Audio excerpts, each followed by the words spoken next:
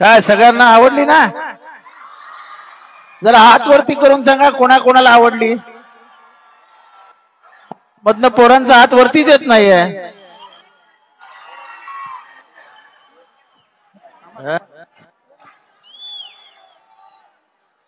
बाकी काही असो, पण गौतमीने चांगल्या चांगल्यांना झोपून स्वतःचं जे नाव केलं त्याबद्दल मला ती खूप आवडते.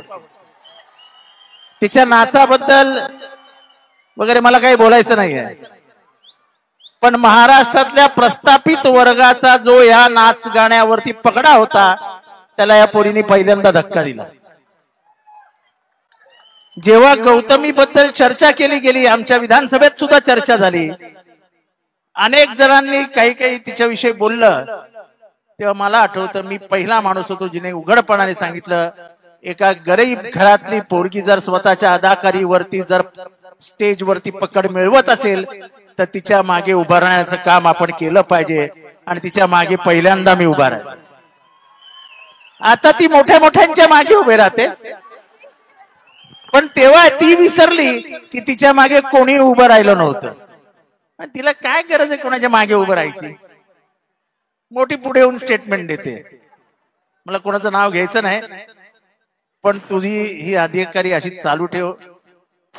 महाराष्ट्रात लोकांना तू आवडतेस आणि मला वाटतं की तुझ्यासारख्या तरुण तारका ज्यांच्या मागे कुटुंब व्यवस्था नाही, ज्यांच्या मागे जात नाही, अशा पोरींनीच स्टेजवर येऊन त्याचा कब्जा केला पाहिजे, तरच महाराष्ट्राला खऱ्या अर्थाने सामाजिक न्याय मिळेल. तेव्हा तुझं मनापासून अभिनंदन आणि अन्नूचंही मनापासून अभिनंदन. चालायचे चालते यार. मी हिला आणण्यासाठी 6 महिने प्रयत्न करतोय. मला माझ्या कार्यक्रमाला आली ना, अन्नूच्या कार्यक्रमाला आली. बघा अन्नूची चालते किती.